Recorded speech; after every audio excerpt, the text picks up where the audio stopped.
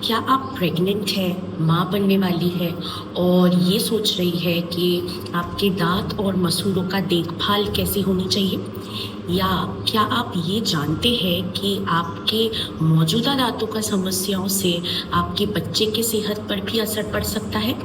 तो आइए आज की वीडियो में हम बात करते हैं प्रेगनेंसी के दौरान मुंह में आने वाले बदलाव के बारे में। तो सबसे पहले हार्मोन का असर। गर्भावस्था के दौरान शरीर में दो हार्मोन एस्ट्रोजन और प्रोजेस्टेरोन काफ़ी ज़्यादा बढ़ जाते हैं और इनके कारण मसूड़े भी काफ़ी ज़्यादा नरम हो जाता है और सेंसिटिव और संवेदनशील हो जाता है।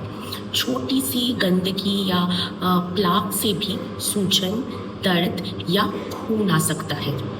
तो दूसरा बदलाव जो गर्भावस्था के दौरान बहुत ही कॉमन है और दिखाई देता है वो है मसूड़ों में सूजन, जिसे हम डेंटिस्ट प्रेगनेंसी जिंजवाइटिस कहते हैं।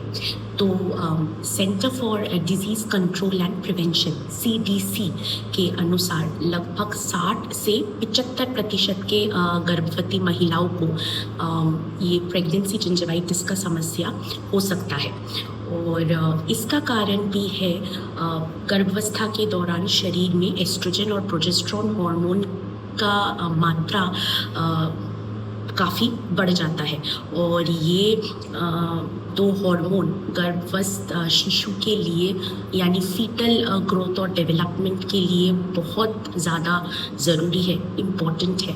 लेकिन साथ ही ये इसका असर मसूड़ों पे भी होता है और मसूड़ों में भी बदलाव लाता है और जिसके कारण मसूड़े सेंसिटिव और संवेदनशील बन जाता है।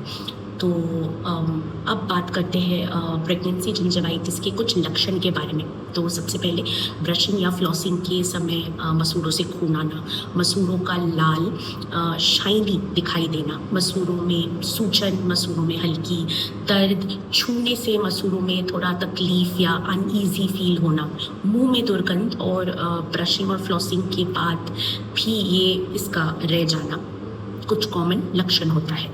तो अब सवाल ये है कि क्या ये गर्भस्थ शिशु के लिए हानिकारक है?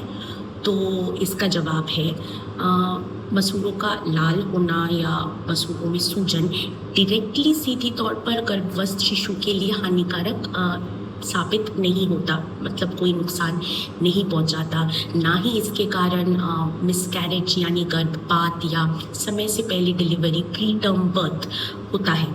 लेकिन अगर इस जिंजवाइटिस को समय रहते इसका इलाज ना किया जाए तो यही आगे चल के पेरियोडोंटाइटिस में बदल जाता है और पेरियोडोंटाइटिस मसूड़ों का एक गंभीर इन्फेक्शन होता है और कई रिसर्च वैज्ञानिक स्टडीज़ में ये देखा गया है कि पेरियोडोंटाइटिस समय से पहले डिलीवरी यानी प्री टर्म बर्थ या बच्चे का वज़न कम यानी लो बर्थ वेट का जैसे समस्याओं का कारण हो सकता है। तो अब आते हैं तीसरे बदलाव जो काफ़ी आम है गर्भावस्था के दौरान, ज़्यादातर गर्भवती महिलाओं में दिखाई देता है, वो है मॉर्निंग सिकनेस।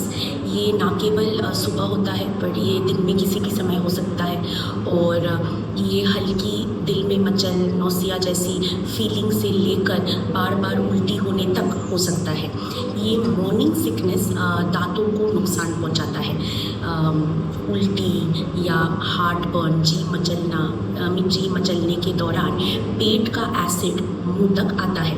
तो हमारे मुंह का सामान्य pH 7 होता है जो कि न्यूट्रल है और हमारे दांतों के लिए ये सेफ है, दांत सुरक्षित रहते हैं। लेकिन पेट का एसिड काफ़ी ज़्यादा एसिडिक होता है जिसका pH 1.5 से 2.5 के बीच में होता है, जिसके कारण मुंह का pH 7 से गिर के 5.5 या उससे भी नीचे चला जाता है।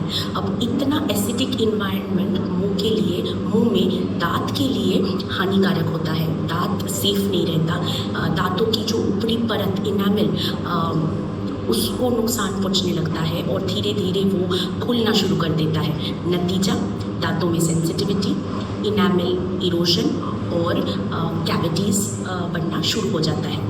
और तो और यही मॉर्निंग सिकनेस के कारण से बार बार उल्टी होने से शरीर में भी बहुत ज़्यादा डिहाइड्रेशन हो जाता है। शरीर में पानी की कमी हो जाती है, मुंह में लाड़ कम बनने लगता है, मुंह ड्राई होने लगता है, ड्राई माउथ होता है। ये सब भी बहुत ही आम बदलाव दिखाई देता है। और मुंह में लाड़ बहुत ही इम्पोर्टेंट है, क्योंकि दांतों से, मसूड़ों से बैक्टीरिया, फूड पार्टिकल्स, ये सब साफ करने में लाड़ मदद करती है। तो एक नेचुरल क्लीनिंग होता है मुंह में लाड़ के कारण, और हमारे दांतों को भी प्रोटेक्ट करता है। तो बॉडी में, शरीर में पानी की कमी, मुंह में लाड़ की कमी, दोनों मिल के दांतों को में कैविटी और मसूड़ों में सूजन का रिस्क को और ज़्यादा बढ़ा देते हैं। तो अब आते हैं बचाव के उपाय पे। तो सबसे पहले उल्टी करने के तुरंत बाद दांत को ब्रश ना करें, मुंह को सादे पानी से कुल्ला करें। कुछ देर बाद, यानी लगभग आधे घंटे बाद, सॉफ्ट ब्रिसल टूथब्रश और फ्लोरिडेटेड टूथपेस्ट से दांत को ब्रश करें। पूरे दिन पर्याप्त पानी पिए ताकि शरीर में पानी की मात्रा बनी रहे, मुंह में लाड़ बनी रहे। पूरे दिन छोटी छोटी हेल्दी मील्स खाए ताकि उल्टी की संभावना ना हो। और यदि फिर भी मॉर्निंग सिकनेस बहुत ज़्यादा लगे या रह जाता है तो ज़रूर अपने डॉक्टर को कंसल्ट करें। तो चौथा बदलाव होता है खाने की क्रेविंग और बार बार स्नैकिंग। तो गर्भावस्था के दौरान प्रेग्नेंट महिलाओं को कुछ मीठा जैसे चॉकलेट, मिठाई, या कुछ खट्टा जैसे अचार, इमली, या कभी कभी कुछ नमकीन चीज़ें खाने की इच्छा होती है, क्रेविंग होती है। और यही बार बार खट्टा मीठा चीज़ें खाने के कारण दांतों पर बैक्टीरिया को एसिड बनाने का अधिक मौका मिलता है, और यही एसिड फिर दांतों को नुकसान पहुंचाने लगता है, और ऐसे ही कैविटी की प्रक्रिया शुरू होती है। तो दांतों को, मसूड़ों को लाड़ से मिलने वाली जो नेचुरल क्लीनिंग, प्राकृतिक क्लीनिंग, उसका टाइम नहीं मिलता। तो बचाव के उपाय, सबसे पहले खट्टा या मीठा चीज़ें खाने के बाद मुंह को सफ़ेद पानी से, सादे पानी से मुंह का कुल्ला करें।